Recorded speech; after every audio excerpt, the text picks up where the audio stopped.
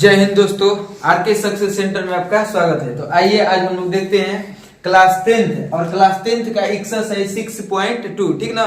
Exercise 6.2 में आज हम लोग देखेंगे क्वेश्चन नंबर 9। क्वेश्चन नंबर 9 इससे पहले हम टोटल 8 क्वेश्चन को करा दिए, ठीक ना। और उस वीडियो को आप लोग देख लीजिएगा। हाँ, यदि आप लोग बैठिएगा पढ़ने, जब भी पढ़ने बैठिएगा तो आप लोग बुक लेकर, कॉपी पेन लेकर बैठिएगा। इससे आप लोग को अच्छा से समझ में आएगा। और जो चैप्टर 6 है त्रिभुज ट्रायंगल, इस चैप्टर को हम लोग को आसानी से करने के लिए आप लोग को बार बार इस चैप्टर की रिवीजन करनी पड़ेगी, ठीक ना।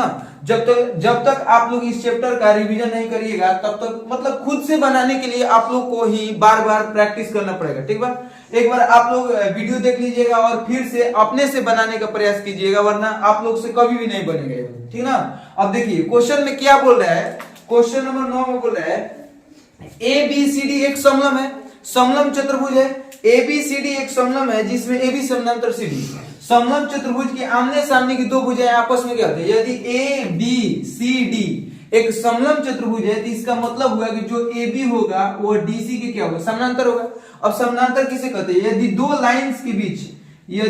लाइंस के बीच डिस्टेंस हमेशा इक्वल हो, मतलब समान हो, तो उसे क्या बोलते हैं, उसे समानांतर लाइंस बोलते हैं, मतलब पैरेलल लाइन बोला जाता है। यदि दो रेखाओं के बीच की दूरी हमेशा क्या हो, समान हो, तो उसे समानांतर रेखा बोलते हैं। इसलिए यदि ABCD एक समलम चतुर्भुज है तो इसका मतलब हुआ कि जो AB होगा वह CD के क्या होगा, समानांतर होगा, ठीक ना। समानांतर चतुर्भुज हम लोग पढ़ा दिए हैं, ठीक है। आप बेसिक के क्लास देख लीजिएगा अच्छा से।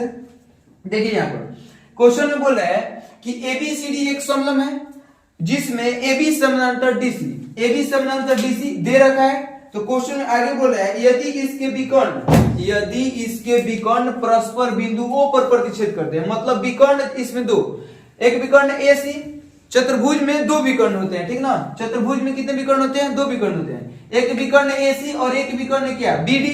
यदि इसके विकर्ण आपस में बिंदु O पर प्रतिच्छेद करते हैं तो हम लोग को सिद्ध करना है कि सिद्ध कीजिए AO बटा BO इक्वल टू CO बटा में DO, ठीक ना। चलिए देखते हैं। सबसे पहले सिद्ध करने के लिए हम बार बार बता रहे हैं कि आप लोग एक बार वीडियो देखने के बाद खुद से कीजिएगा, कम से कम 10 बार 12 बार, ठीक है। आप लोग कम से कम 21 बार, जब तले ना आए तब तले करें इसको, ठीक ना। और उसके मान लीजिए कि आप लोग 50 बार कर लिए, 101 बार कर लिए और तब भी नहीं आया तो आप लोग पढ़ाई छोड़ दीजिएगा, ठीक है।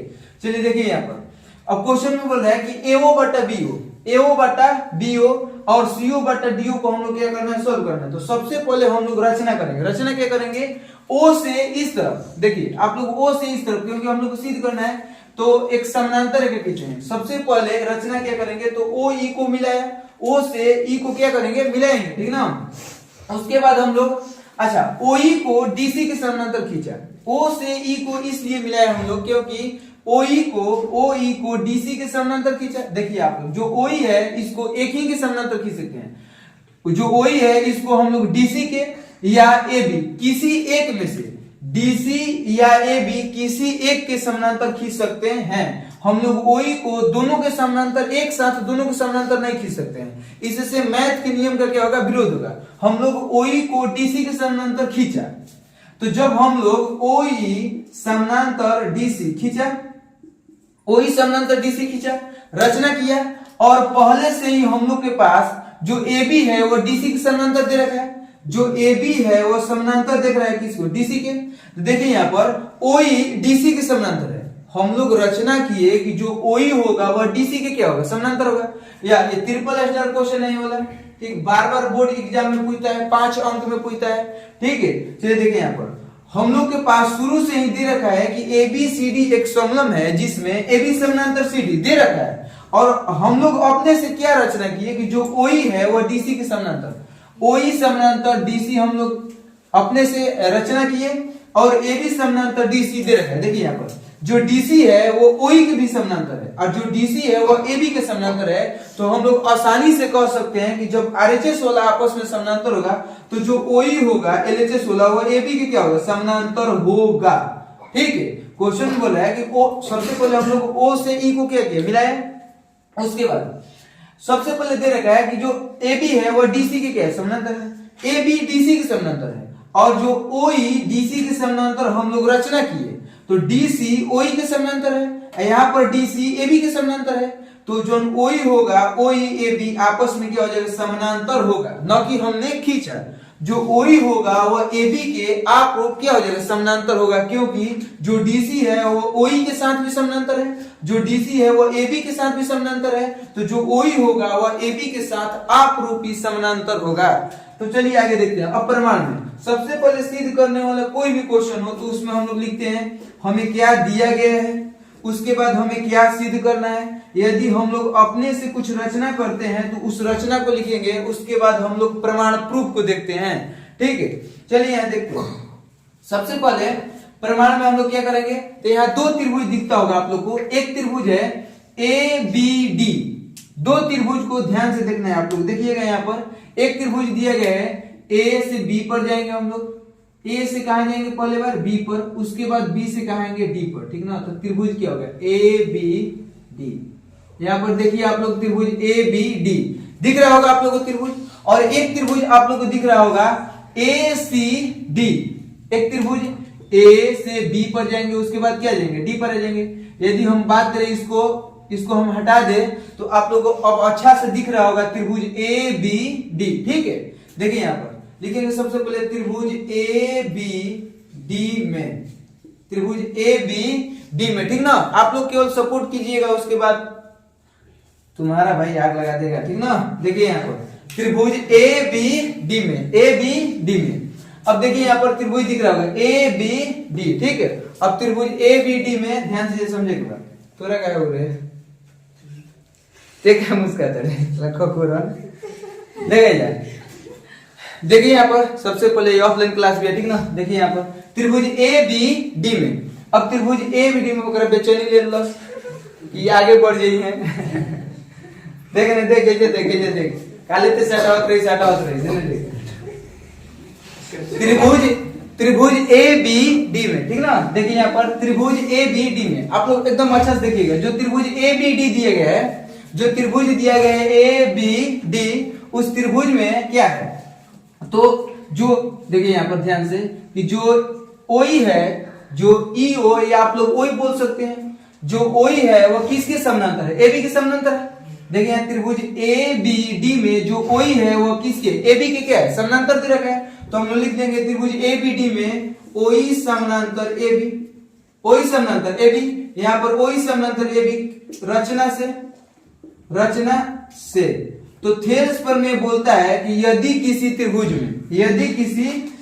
में एक जो रेखा है, जैसे त्रिभुज ए बी सी, यहाँ पर डी और ई, यदि डी ई बी सी के समानांतर है तो एक ही अनुपात में होगा, मतलब ए डी बटा D B is equal to A बटा ई सी, ठीक ना। तो क्या हो जाएगा, थेल्स प्रमेय से हम लोग लिखेंगे थेल्स प्रमेय से। अब थेल्स प्रमेय क्या बोलता है, एक ही अनुपात में होंगे, ठीक है। इस क्वेश्चन को समझने के लिए मात्र एक ही उपाय है कि आप लोग वीडियो देखिए और बार बार अपने से करने के लिए अपने से क्वेश्चन करने का कोशिश करिए, ठीक ना। तो आप लोग को अच्छा से समझ में आएगा, और एक बार आ जाएगा आप लोग को ना तो कभी भी नहीं भूलिएगा, ठीक है। चलिए देखिए थेल्स प्रमेय क्या बोलता है कि देखिए यहाँ पर ए डी बटा D B is equal to A E बटा ई सी। इसी प्रकार से त्रिभुज ए बी डी में ए ई बटा ई डी, ए ई बटा ए डी लिखेंगे हम लोग सबसे पहले ए ई बटे में E D is equal to फिर बी ओ, इसको हम लोग क्या लिख सकते हैं, बी ओ। अब बी ओ बटा ओ डी, बी ओ बटे में ओ डी, ए ई बटे में ए डी, उसके बाद फिर बी ओ बटे में O D is equal to B O बटे में ओ डी, और इसको मान लेंगे हम लोग इक्वेशन फर्स्ट, मतलब समीकरण एक। और फिर हम लोग नेक्स्ट त्रिभुज में देखेंगे, जब हम लोग इस त्रिभुज को आपस में मिला देंगे फिर, और फिर नेक्स्ट त्रिभुज क्या है, ए सी डी में, ए सी डी त्रिभुज को देखिएगा आप लोग ध्यान से, जो त्रिभुज दे रखा है ए सी डी, यदि इसको मिटा दे हम तो आप लोग को अच्छा से दिखाई दे रहा होगा, ठीक ना। त्रिभुज क्या है, ए सी डी में, इस त्रिभुज को देखिएगा आप लोग, इस त्रिभुज को ए सी डी, जो त्रिभुज ए सी डी है इसमें जो ओई है वो डीसी के समानांतर है रचना से, हम लोग यहाँ पर किए थे कि जो OE है वह DC के समानांतर है। और थेल्सपर में क्या बोलता है, जब त्रिभुज, किसी भी त्रिभुज, जैसे एक त्रिभुज है कि ACD या त्रिभुज ADC, कुछ भी लिख सकते हैं हम लोग, तो त्रिभुज ADC में जो OE है वह DC के समानांतर है, तो फिर थेल्सपर में से क्या करेंगे, AE बटा ED AO बटा OC कर सकते हैं हम लोग। तो लिखेंगे त्रिभुज ADC में, त्रिभुज ADC में, या त्रिभुज ACD में, या त्रिभुज DAC में, कुछ में। तो त्रिभुज ACD में जो OE है वह DC के समानांतर दे रखा है, तो हम लोग लिख लेंगे यहाँ पर कि OE समानांतर DC।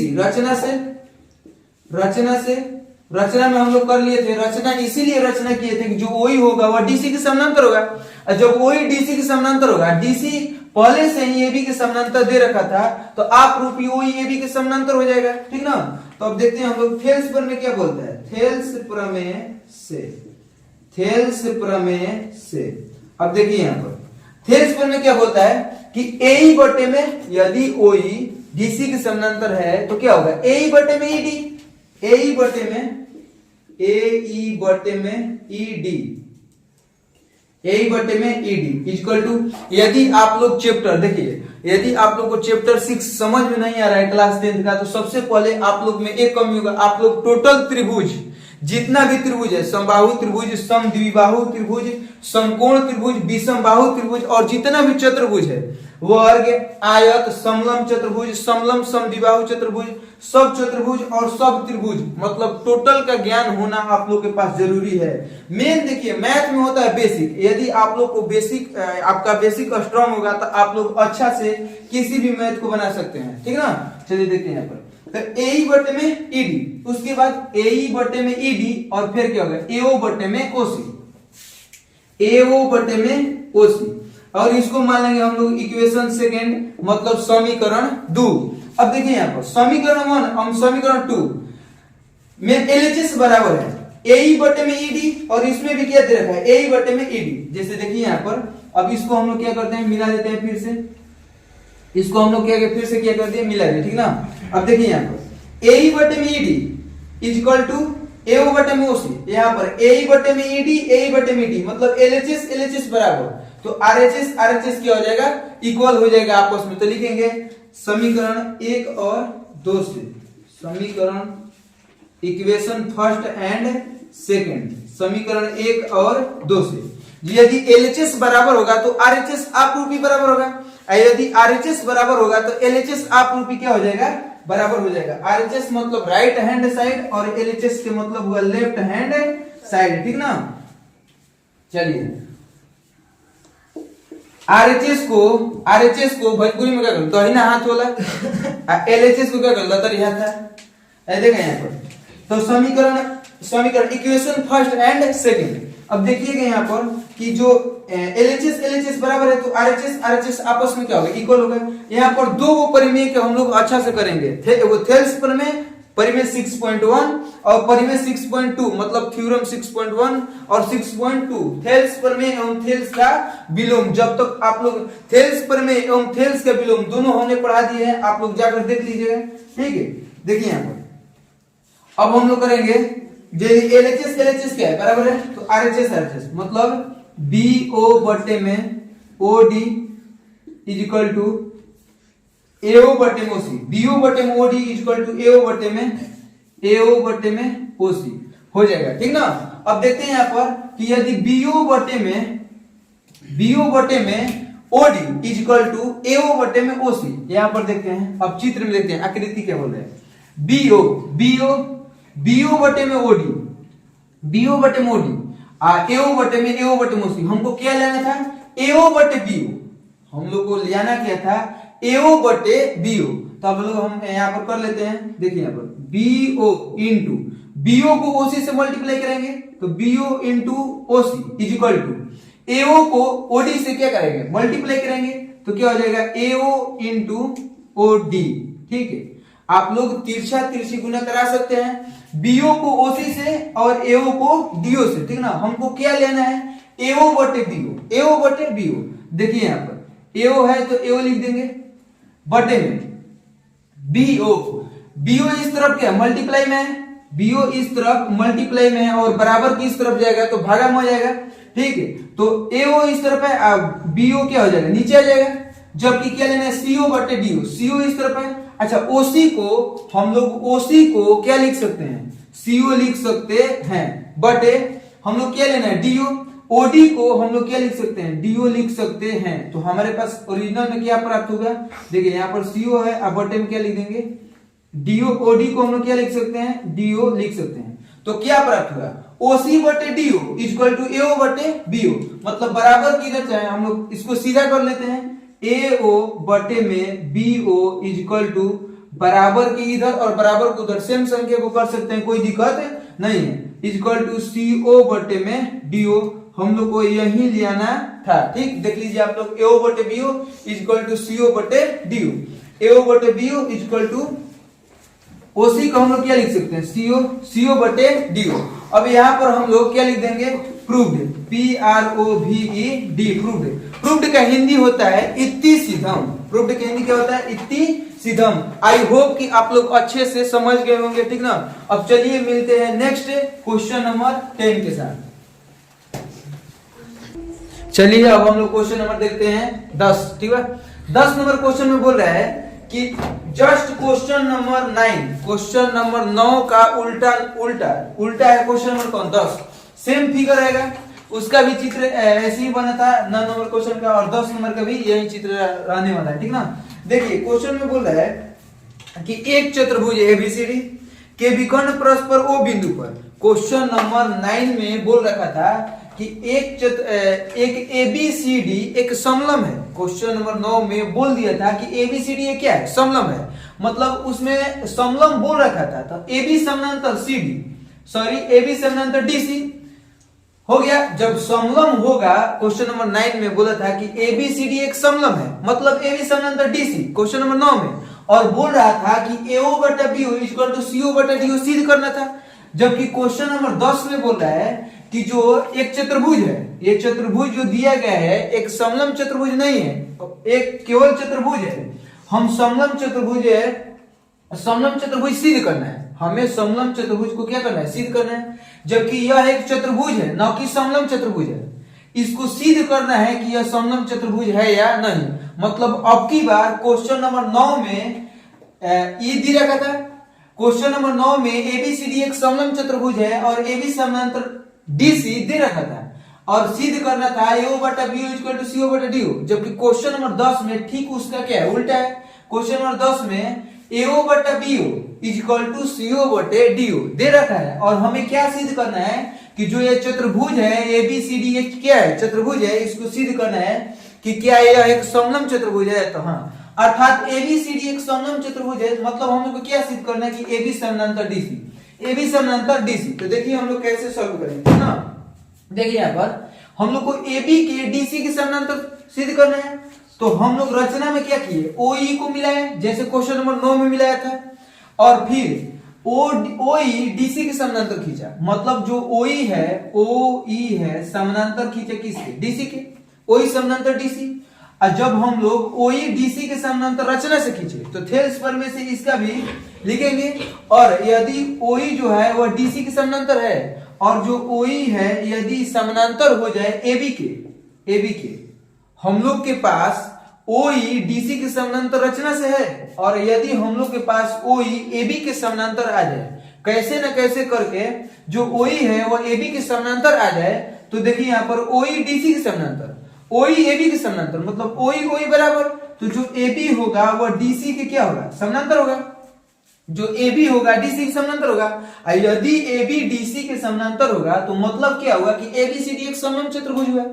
समलम चतुर्भुज में आमने सामने की भुजाएं, जो दो भुजाएं होती है आमने सामने की क्या होती है, समानांतर होती है। तो हम लोग को कैसे न कैसे करके ओई डीसी के समानांतर रचना से कर दिया हम लोग। अब हम लोग को मेन एक ही काम करना है कि ओई को एबी के समानांतर सिद्ध करना है। यदि ओई एबी के समानांतर आ जाए और ओई डीसी के समानांतर रचना से है, तो आप रूपी जो एबी है वह डीसी के समानांतर हो जाएगा।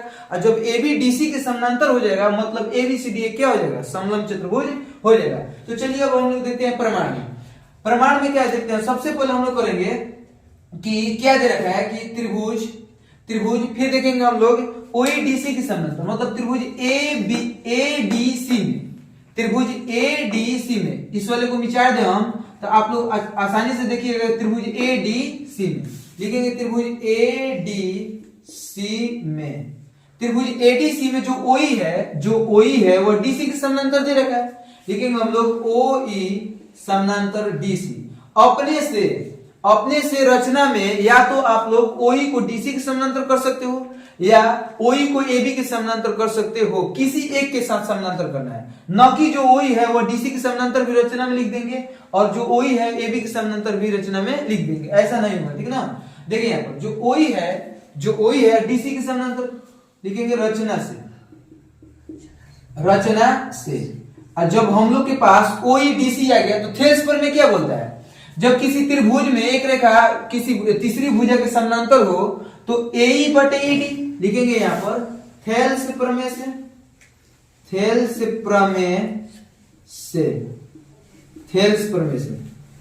क्या बोलता है, एई बटे ईडी लिखेंगे यहां एई बटे में ईडी इज इक्वल टू एई बटे में ईडी। फिर यहां लिखेंगे एओ बटा में ओसी, देखिए यहां पर एई बटे में ईडी, एई बटे में ईडी, एओ बटे में क्या हो गया ओसी, मतलब लिखेंगे यहाँ पर एओ बटे में क्या हो गया ओसी। इसको क्या मान लेंगे, इक्वेशन नंबर फर्स्ट।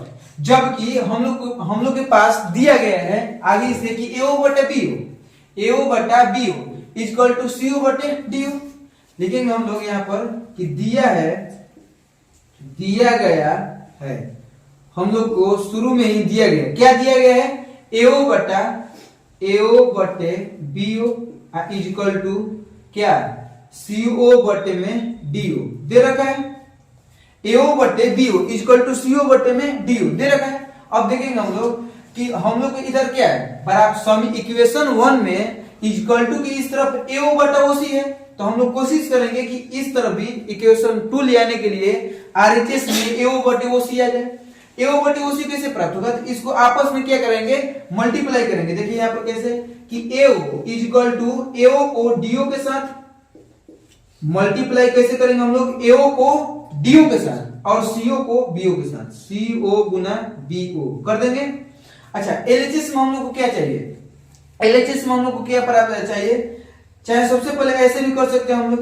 देखिए यहाँ पर आरएचएस में एओ बटे ओसी चाहिए, तो हम लोग क्या करेंगे, सबसे पहले करेंगे सीओ इंटू बीओ, मल्टीप्लाई ही तो करना है, तो क्या करेंगे सीओ इंटू बीओ और फिर एओ बटे डीओ।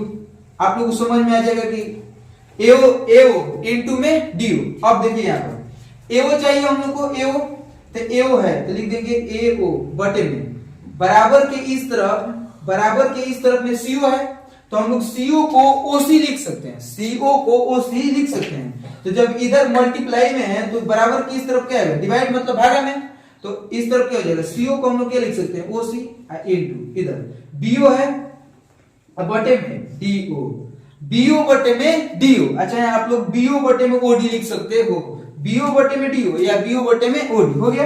अब देखिए इसको हम जो दिया गया है, जो दे रखा था शुरू में, उसको थोड़ा सा सॉल्व करेंगे और उससे समीकरण नेक्स्ट मतलब समीकरण इक्वेशन 2 प्राप्त होगा। देखिए इसको मान लेंगे क्या, इक्वेशन 2 मतलब समीकरण नंबर 1 समीकरण नंबर 2। अब देखते हैं कि आरएचएस क्या है, बराबर है मतलब एओ बटे ओसी, एओ बटे में ओसी, एओ बटे में ओसी, एओ बटे में ओसी। यदि आरएचएस बराबर है तो इसका मतलब हुआ कि एलएचएस क्या होगा, बराबर होगा। तो लिखेंगे समीकरण 1 और 2 से, समीकरण 1 और 2 से, ठीक है। अब यदि एलएचएस बराबर होता तो आरएचएस बराबर होता, यदि आरएचएस बराबर है इसका मतलब क्या होगा कि एलएचएस क्या होगा, बराबर होगा। तो लिखेंगे हम लोग यदि यहाँ पर आरएचएस क्या दिया है, इक्वल है मतलब आरएचएस बराबर है तो एलएचएस क्या होगा, बराबर होगा।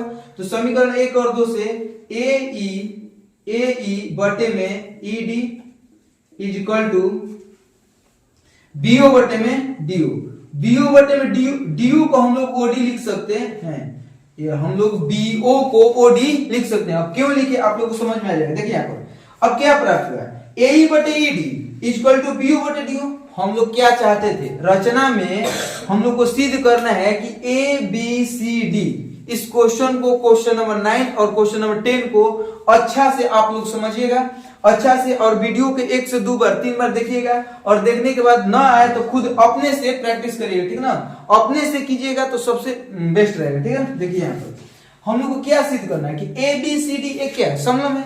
ABCD एक समलम सिद्ध करना है, इसका मतलब हुआ कि हम लोग को AB समानांतर DC सिद्ध करना है। AB समानांतर DC कैसे आएगा, तो सबसे पहले हम लोग रचना क्या किए, जो OE है वह DC के समानांतर है, रचना किए,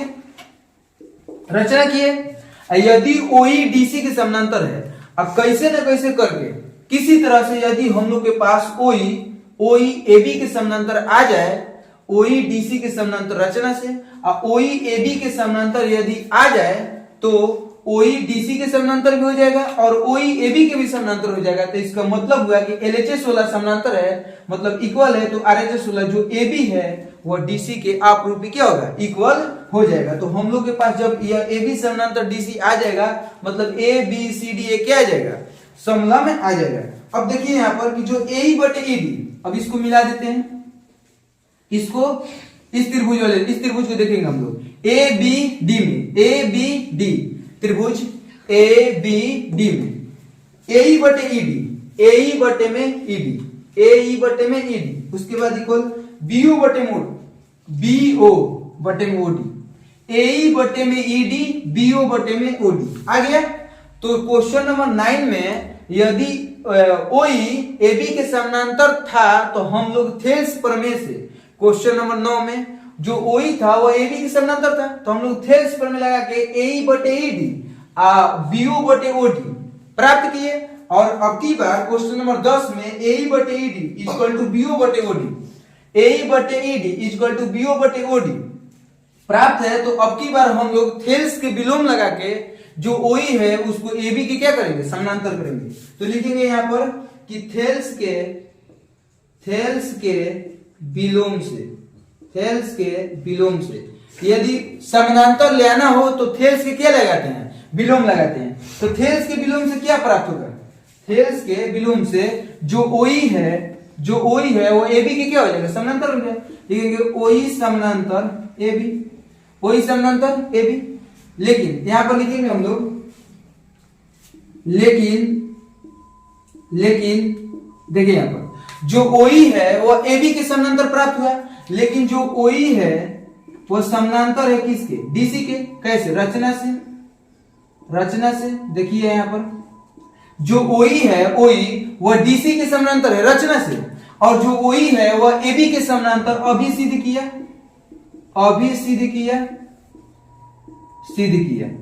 तो जब देखिए यहां पर एकदम ध्यान से समझिएगा आप लोग, OE AB के समानांतर, जो OE है वह AB के समानांतर भी है, इसको मिला देते हैं।